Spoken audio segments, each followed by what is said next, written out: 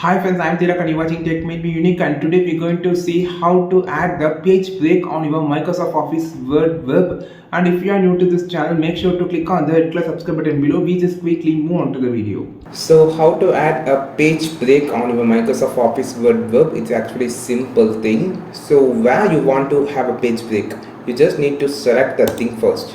So I'm just going to minimize this page. So we have only single page.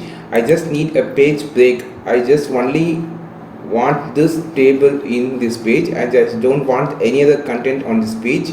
So go to the insert option here and you can see an option called page break and click this. Automatically it's come to here and the page break has been created.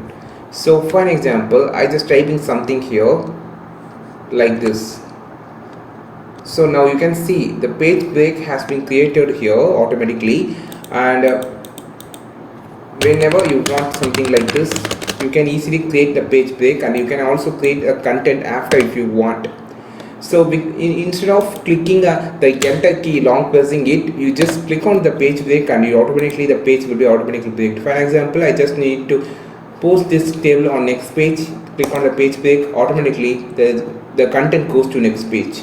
By this option you can easily create the page break on your Microsoft Office Word web. I think this video helped you a lot. If it is really helped you a lot, like this video, share this video with your friends, and don't forget to click on the subscribe button below if you want more content about Microsoft Office Word web.